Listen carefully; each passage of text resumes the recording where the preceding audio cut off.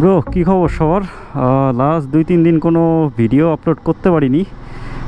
তো welcome to middle ক্লাসের আরও একটা নতুন ভিডিওতে আপনাদেরকে স্বাগতম। আর এখন বাজে ঘড়ির কাঁটায় ঠিক দুপুর 2টা। বাসা থেকে একটু বের হচ্ছে, কিছু কাজ আছে, তো ভাবলাম ছোট একটা ভিডিও আপনাদের সাথে শেয়ার করি। তো এই কারণেই আসলে ক্যামেরাটা অন করা। বাইরে কোথাও যাচ্ছি না, আপাতত এই এলাকার ভিতরেই আছি। একটু টুকটাক বাজারঘাট করার আছে সেগুলো। আর আমি একটু ব্যস্ত হয়ে আছি আমার আরও একটা অনলাইন বিজনেস, ওইটার নাম হচ্ছে বোকা বাক্স। এই যে আমি লিঙ্ক নিচে দিয়ে রাখছি, তো ওইটার কিছু কাজকর্ম নিয়ে আমি একটু ব্যস্ত ছিলাম এবং ব্যস্ত আছি। তো এই কারণে এই কয়েকদিন আর আসলে ঢাকার বাইরেও বের হওয়া হয়নি, কিংবা কোনো টপিকের উপরে ওইভাবে ভিডিও তৈরি করা হয়ে ওঠেনি। আর ধরেন চাইলেই তো আসলে ভিডিও বানাই ফেলা যায় না, মানে কোনো একটা টপিক লাগবে, সব কিছু মিলে আর কি। তো আজকের মেন টপিক হচ্ছে আমার এই কাইট প্লাস, ঘুরে ফিরে কাইট প্লাস। কারণ হচ্ছে কাইট প্লাসের বেশ কিছু কাহিনী অলরেডি জমা হয়ে আছে, মানে যেগুলো আমাকে সলভ আউট করতে হবে, মানে সোজা হিসাব যেটা যে সার্ভিসিংয়ে পাঠাতে হবে। তো এই শর্ট ভিডিওতে আমি সেইগুলোই আপনাদের সাথে শেয়ার করব। কারণ এই বাইকটা অলরেডি আমি 63,500 কিলো চালাইছি, এখন অবধি এটার কন্ডিশন ঠিকঠাক আছে। বাট হচ্ছে ওই যে মাঝে মাঝে তো একটা বড় সড়ো সার্ভিসিংয়ের দরকার হয়, তো আবার সেই বড় সড়ো সার্ভিসিংয়ের দরকার বোধ করতেছি। তো খুব তাড়াতাড়ি সেই সার্ভিসিংগুলো করানোর চেষ্টা করব, কিন্তু তাড়াতাড়ি বললেই তাড়াতাড়ি করানো যায় না, কারণ বেশ কিছু টাকার এখানে ব্যাপার স্যাপার আছে। তো চলেন কোনো এক জায়গায় বাইকটা সাইড করে আপনাদেরকে দেখাই যে আসলে এই বাইকের কি পরিমাণ কাজ জমে আছে, তাহলে আপনারা একটা আইডিয়া করতে পারবেন। কারণ বাইক তো কিনলেই কেনা না, সেটার মেনটেনেন্সের ব্যাপার আছে, সার্ভিসিংয়ের ব্যাপার আছে, এখানে একটা খরচপাতির একটা ইস্যু থেকেই যায়। আর যেহেতু কাইট প্লাস এইটা ধরেন মানে পার্টসের দাম বলেন কিংবা অন্যান্য জিনিসপাতির দাম তাও একরকম, মানে আরেকটু হায়ার সেগমেন্টের বাইক হলে তো কথাই নেই। তো ঠিক আছে, চলেন আপনাদেরকে এইখানেই দাঁড় করে দেখাই যে এটার কী অবস্থা। এই যে মিটারে দেখতে পাচ্ছেন 63,533 কিলো চলছে। তো প্রথমে শুরু করি হচ্ছে এইটার ব্যাটারি দিয়ে। আমার ব্যাটারিটা যেটা স্টক ব্যাটারি সেটা তো আগেই চেঞ্জ করছিলাম 19,200 কিলোতে। ব্যাটারিটা মোটামুটি ভালোই টিকলো। এখন আর ব্যাটারি এই যে দেখেন সেলফ দিলে সেলফ ধরে না, ব্যাটারিটা পাল্টাতে হবে প্রথম কথা। এখন ব্যাটারির কোনটা নিব এখনও ঠিক করিনি, তবে ভালো দেখে কোন একটা ব্যাটারি নিব। আগে হচ্ছে এক্সিডের ব্যাটারি ইউজ করছি, এই ব্যাটারিটাও যথেষ্ট ভালো, মোটামুটি 2 বছরের মতো, 2 বছরের একটু বেশি সময় আমাকে এটা সাপোর্ট দিছে। তো ব্যাটারিটা চেঞ্জ করতে হবে, এই গেল একটা খরচ। ব্যাটারির খরচ আনুমানিক ধরেন 2,000-এর আশপাশে, যদি মোটামুটি ভালো মানে দেখে আর কি নিই। আর এর থেকেও কমে আছে ওয়ালটনের, দেখলাম 1,000-1,200 টাকায় পাওয়া যাচ্ছে। আমি ওয়ালটনেরটাও একবার নিতে পারি, দেখা যাক। এরপরে আসি হচ্ছে আমার বাইকের এই যে ব্রেক দেখতেছেন, এই যে ব্রেকটা দেখেন ঠিকভাবে প্রেস হচ্ছে না, ঠিক আছে। এখানে ব্রেক বকেটটা নষ্ট হয়ে গেছে, ব্রেক বকেটটা পাল্টাতে হবে। প্লাস এই ব্রেক ফ্লুইডটা আমি চেঞ্জ করব, ঠিক আছে। সামনের এই ডিস্ক ব্রেকের যে ব্রেক ফ্লুইড, এটা আমাকে চেঞ্জ করতে হবে। সামনের ডিস্ক প্যাডটা মোটামুটি ঠিকঠাকই আছে। এটার ক্লাস প্লেটটা চলে গেছে, কারণ ক্লাস প্লেটটা আমি মোটামুটি এটাতে চালাইছি ধরেন 15-16 হাজার কিলোর মতো। তো ক্লাস প্লেট এখন অনেকটাই দুর্বল হয়ে গেছে, আমি ক্লাস প্লেটটা চেঞ্জ করে ফেলবো, যেহেতু আমি হাইওয়েতে বাইকটা বেশি রাইড করি। তো এই কারণে আমাকে ক্লাস প্লেটটা চেঞ্জ করে ফেলতে হবে। আর এইবার আসি হচ্ছে পিছনের এই ক্যারিয়ারে, এইটা দেখা যাচ্ছে কতটা জানি না, তার সিটটা খুললে হয়তো বুঝতে পারবেন। সিটটা আপনাদেরকে খুলে দেখাই। এই জায়গাটা থেকে দেখেন এটা ভাঙছে, এটা আপনাদেরকে দেখাবো। এই যে এইখান থেকে এই জিনিসটা ভেঙে গেছে, পিছনের এই ক্যারিয়ারটা। তো এইটার ঝালাই করতে হবে, এটাও একটা কাজ। ইঞ্জিন অয়েল ড্রেন আউট দেওয়ার টাইমও হয়ে আসতেছে, আর 500 কিলো পরে আমার ইঞ্জিন অয়েলটা ড্রেন আউট দিতে হবে। আমি নর্মালি যেটা করি, ইঞ্জিন অয়েলটা দিয়ে মোটামুটি ধরেন 2,500 থেকে 3,000 কিলো আমি চালাই, ঠিক আছে, আমার এই ইঞ্জিন অয়েলটা। আর ছোটোখাটো কিছু কাজ আছে, যেমন হচ্ছে আমার এই সামনের যেই হ্যান্ডগার্ড যেটা আছে, এখানে একটা লাইট আছে। আমি যদি লাইটটা অন করি, এই যে এখন একটা লাইট জ্বলতেছে, বাট আগে দুইটা লাইট জ্বলতো। তো এই লাইটটার কানেকশন দেখা লাগবে, ঠিক আছে কি, মানে কোনোভাবে ঠিক করা যায় কি না।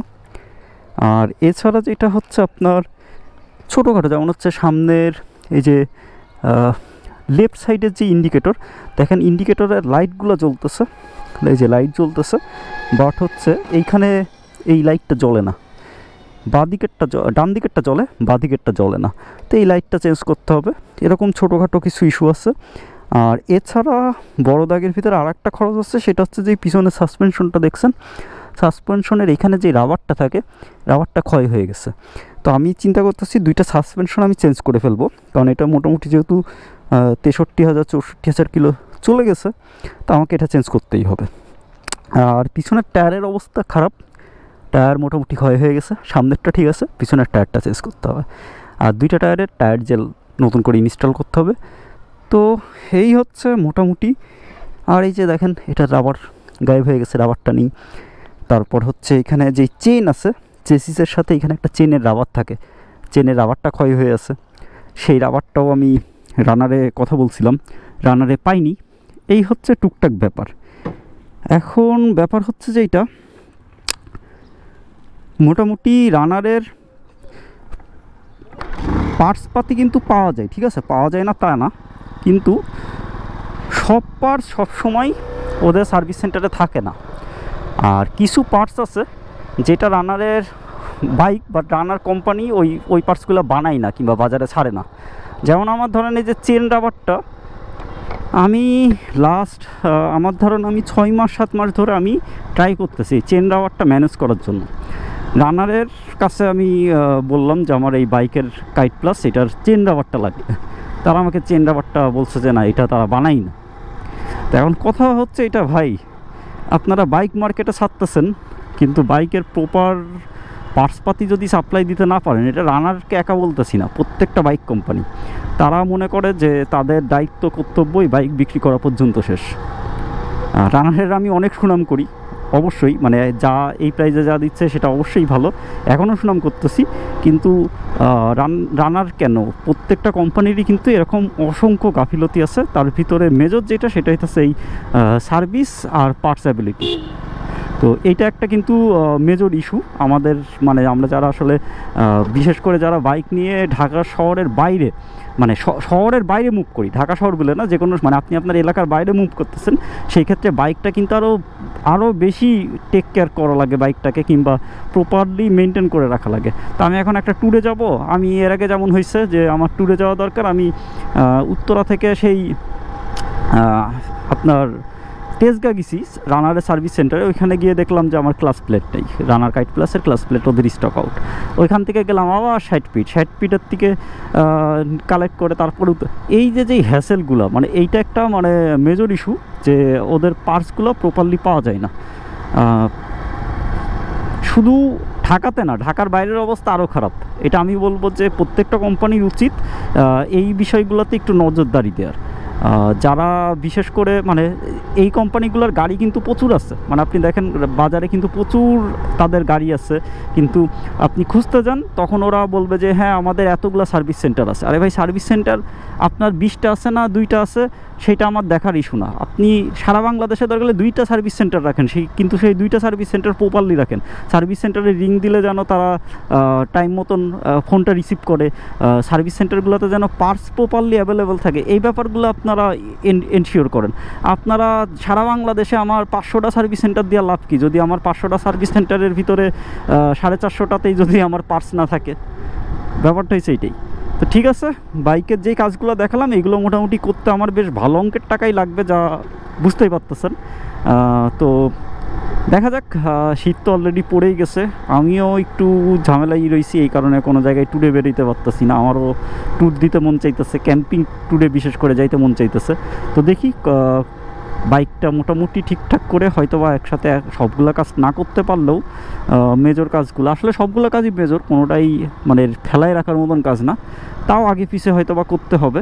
তাও তো আমার এই কাইট প্লাসে কিক স্টার্ট আছে, এই কারণে হচ্ছে কিক দিয়ে আমি চালাইতে পারতেছি। মানে চিন্তা করেন যদি আমার কিক না থাকতো, ব্যাটারি তো একদম সাথে সাথে চেঞ্জ করা লাগতো। এই যে আমার বন্ধু দিবাস, ও যেমন সুজুকি জিক্সার FI ABS-টা চালাই, ওর কিন্তু এই যে গত 2 সপ্তাহ আগে হচ্ছে ও ব্যাটারি চেঞ্জ করছে। বৃহস্পতিবারেও আমাকে জাস্ট রিং দিল, বললো যে দোস্ত আমার ব্যাটারি ঝামেলা দিচ্ছে, কি করব। তো উত্তরায় আসলো, সাথে সাথে কিন্তু আমাদের ব্যাটারিটা চেঞ্জ করে ফেলা লাগলো, কারণ ওরটাতে কোনো কিকের অপশন অপশনই নেই। ব্যাটারি ঝামেলা করলে সাথে সাথে আপনাকে চেঞ্জ করতেই হবে, কিচ্ছু করার নেই। তো ঠিক আছে, আজকের ভিডিও এখানেই শেষ করে দিচ্ছি। আর আমি আমার এই যে কাজে যাই এখন, এই যে বাজার সদাই করে একটু বাসায় যে রান্নাবান্না করে খাওয়া দাওয়া করা লাগবে। তো ঠিক আছে, আপাতত বিদায়। আর একটু মিডল ক্লাসের সাথে যারা আছেন, তারা মিডল ক্লাসকে যারা সাপোর্ট দিচ্ছেন তাদেরকে অসংখ্য ধন্যবাদ। সবাই সাবধানে রাস্তায় চলাফেরা করেন, দেখা হবে রাস্তায় মিডল ক্লাসের সাথে। Take care.